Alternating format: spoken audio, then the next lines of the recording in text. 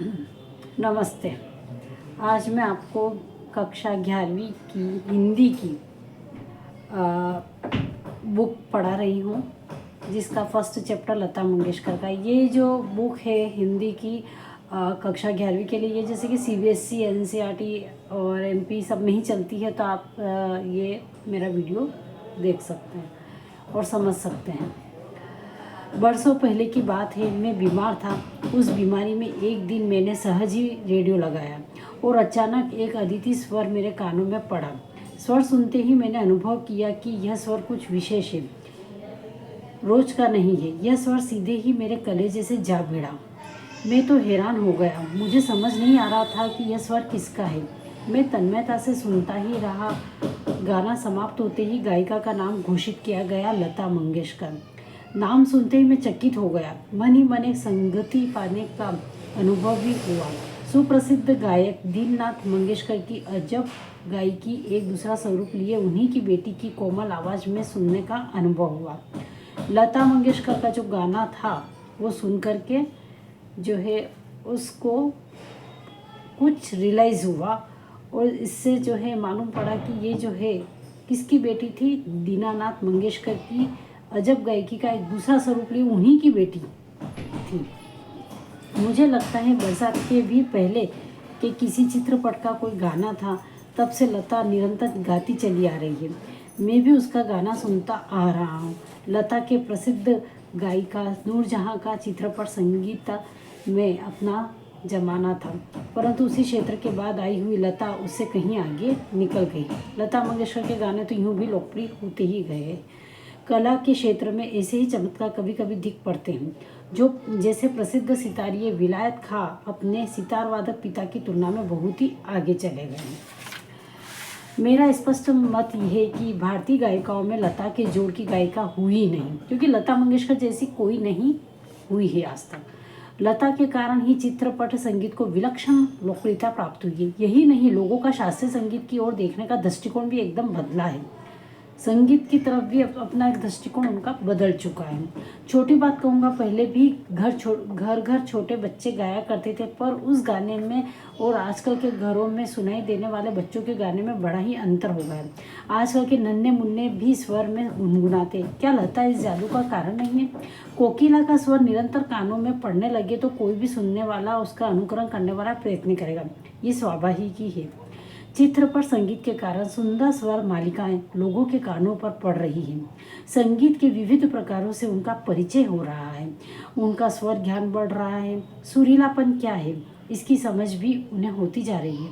तरह तरह की लय के भी प्रकार उन्हें सुनाई पड़ने लगे हैं और आकारयुक्त लय के साथ उनकी जान पहचान होती जा रही है। साधारण प्रकार के लोगों को भी उनकी सूक्ष्मता समझ में आने लगी है। इनका सबका श्रेय लता को ही है। इस प्रकार से उसने एक नई पीढ़ी के संगीत को संस्कारित किया है।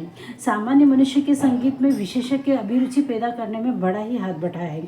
संगीत की लोकप्रियता और उसका प्रसार करना और अभिरुचि के विकास का श्रेय लता को ही देना है।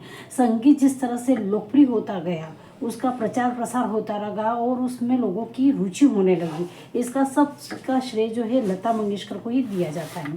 सामान्यतः श्रोता मतलब सुनने वालों को अगर आज लता की ध्वनि मुद्रिका और शास्त्रीय गायकी की ध्वनि मुद्रिका सुनाई जाए तो वह लता की ही ध्वनि मुद्रिका ही पसंद करेगा।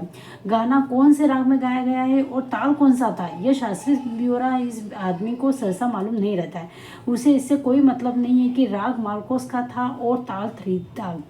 उसे तो चाहिए कि वह मिठास जो उसे मस्त करे, जिसका वह अनुभव कर सके। और स्वाभाविक ही है, क्योंकि जिस प्रकार मनुष्यता हो तो वह मनुष्य है, वैसे ही गानपन हो तो वह संगीत है। लता का भी कोई गाना लीजिए तो उसमें 100% शत-प्रतिशत यह गानापन महसूस मिलेगा। लता की लोकप्रियता का मुख्य मर्म गानपन ही है। लता के गाने की एक और विशेषता है, उसके स्वरों की निर्मलता है।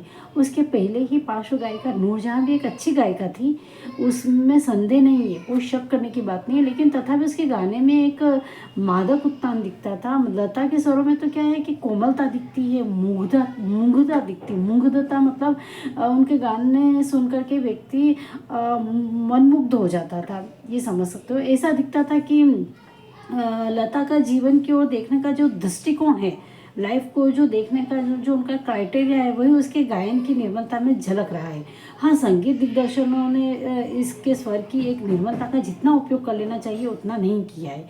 मैं स्वयं संगीत दिग्दर्शक होता तो लता को बहुत जटिल काम देता, ऐसा कहे बिना रहा नहीं जाता। लता के गाने की एक और विशेषता है कि उसका जो नाद में उच्चार, उसके गीत के किन्हीं दो शब्दों का अंतर स्वरों के आलाप द्वारा बड़ी सुंदर रीति से भरा जाता है, और ऐसा प्रतीत होता है कि वे दोनों शब्द विलीन होते होते एक दूसरे में मिल जाते हैं।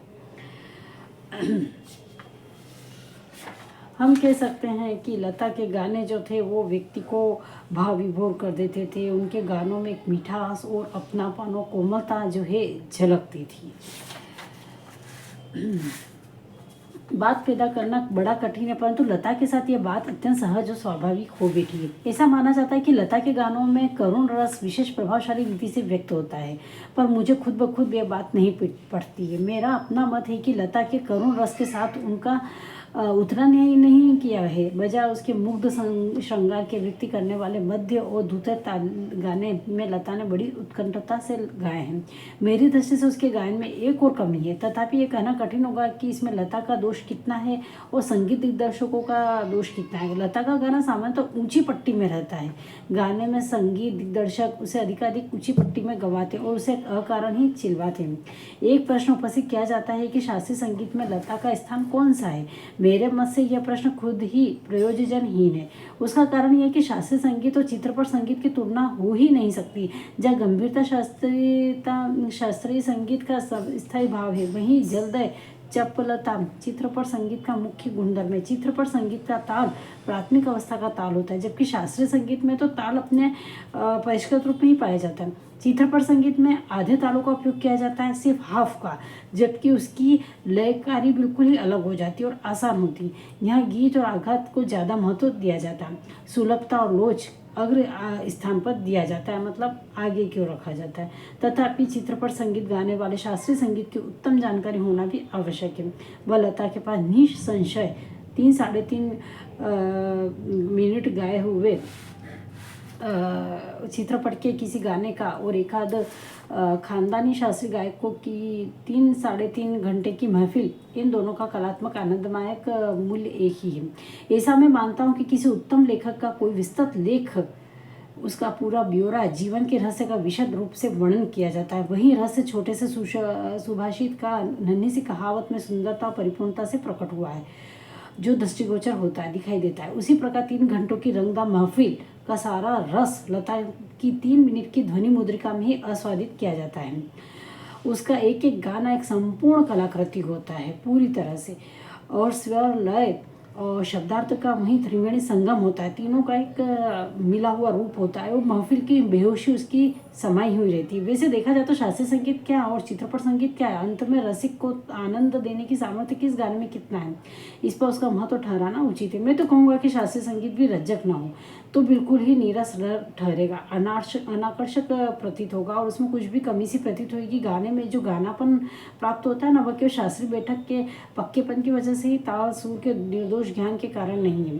गाने की सारी मिठास, सारी ताकत, उसकी जो रजकता है वो उस पर अवलंबित रहती है। और रजकता का मर्म रसिक वर्ग के समक्ष कैसे प्रस्तुत किया जाए, किस रीति से उसकी बैठक बैठाई जाए और श्रोताओं से कैसे स्वाद से सुस्वाद, मतलब उनको अच्छा लगे उससे साधा जाए, इसमें समाविष्ट है। किसी मनुष्य का अस्थिपंजर और एक प्रतिभाशाली कलाकार द्वारा उसी मनुष्य का तेल चित्र, इन दोनों में जो अंतर होगा ना, वही गायन के शास्त्रीय ज्ञान और उसके स्वरों द्वारा सुसंगत अभिव्यक्ति में होगा। संगीत के क्षेत्र में लता का स्थान अक्कल दर्जे की खानदानी और गायक के सम्मान ही मानना पड़ेगा।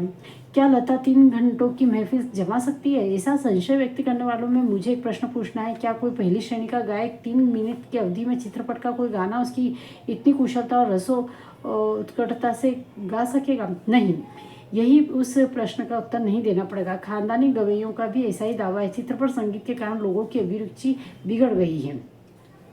चित्रपट संगीत ने लोगों के कान बिगाड़ दिए, ऐसा आरोप लगाया जा रहा है। पर मैं समझता हूँ कि चित्रपट संगीत ने लोगों के कान खराब नहीं किए हैं, उल्टे सुधार दिए हैं। ये विचार पहले से व्यक्त किए गए और उनकी पुनरावृत्ति मैं नहीं करूँगा, वापिस रिपीट नहीं करूँगा। सच बात तो ये कि हमारे शास्त्रीय गायक बड़ी ही आत्मसंतुष्ट वृत्ति के हैं। संगीत के क्षेत्र में उन्होंने अपनी हुकुमशाही स्थापित की है, अपना दबदला स्थापित किया गया है। शास्त्र शुद्धता के कर्मकांड को उन्होंने आवश्यकता से अधिक महत्व दिया है, देखा है। मगर चित्रपट संगीत द्वारा लोगों की अभिजात्य संगीत से जान पहचान होने लगी है और उसकी चिकित्सा को चौकस वृत्ति अब बढ़ती जा रही है। केवल शास्त्र शुद्ध और नीरस गाना उन्हें नहीं चाहिए, बेकार गाना नहीं चाहिए, उन्हें तो सुरीला भावपूर्ण गाना चाहिए। यह क्रांति चित्रपट संगीत ही लिया है। चित्रपट संगीत समाज की संगीत विशेषज्ञ की अभिरुचि में प्रभावशाली मोड़ लाया है। चित्रपट संगीत की लचकदारी उसका एक सामर्थ्य है। ऐसा मुझे लगता है कि उस संगीत की मान्यता, मर्यादाएं, झंझटें सब कुछ निराली है।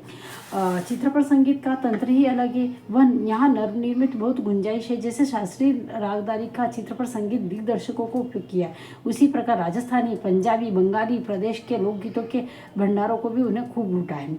यह हमारे ध्यान में रहना चाहिए कि धूप का कौतुक करने वाले पंजाबी लोकगीत, रुक्ष और निर्जल राजस्थान में पर्जन याद दिलाने वाले गीत, पहाड़ों की घाटियों और खोरों में प्रतिध्वनित होने वाले पहाड़ी गीत, ऋतुचक्र समझाने वाले और खेती के अनेक कामों का हिसाब करने वाले कृषि गीत, व्रजभूमि में और समाविष्ट सहज मधुर गीतों का अतिशय मार्मिक एवं रसाकुल उपयोग चित्रपट क्षेत्र के प्रभावी संगीत दिग्दर्शकों ने किया है, आगे भी करते ही रहेंगे। थोड़ा मैं कहूँ तो संगीत का क्षेत्र विस्तीर्ण है, बहुत ही विस्तार पूर्वक है, बहुत ही बड़ा है। वहाँ अब तक अलक्षित, असंशोधित, अदृष्टिपूर्ण बहुत बड़ा ही प्रांत है।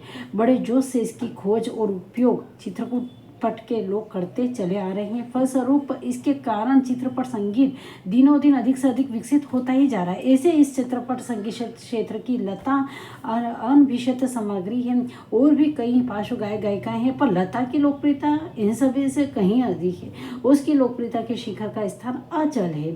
बीते अनेक वर्षों से वह गाती आ रही है और फिर भी उसकी लोकप्रियता अबाधित है। लगभग आधी शताब्दी तक, जन्म तक सतत प्रभुत्व रखना आसान नहीं है। लगातार अधिकार जमाए रखना आसान नहीं है। ज़्यादा क्या कहूँ, एक राग भी हमेशा टिका नहीं रहता है। भारत के कोने कोने में लता का गाना पहुँचे, यही नहीं परदेश में भी उनका गाना सुनकर के लोग पागल हो उठे। यह क्या चमत्कार नहीं है? यह चमत्कार हम प्रत्यक्ष देख रहे हैं। ऐसा कलाकार शताब्दियों में शायद एक ही पैदा होता है और ऐसा कलाकार आज हम सभी के बीच है। उसे अपनी आंखों के सामने घूमता फिरता देख पा रहे हैं। कितना बड़ा है हमारा भाग्य।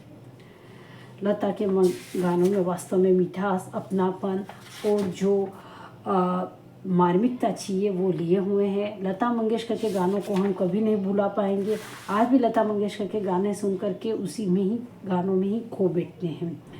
उनका यह गानों का एहसान और हमारी लाइफ से कभी नहीं जाने वाला है। जय जिनेंद्र।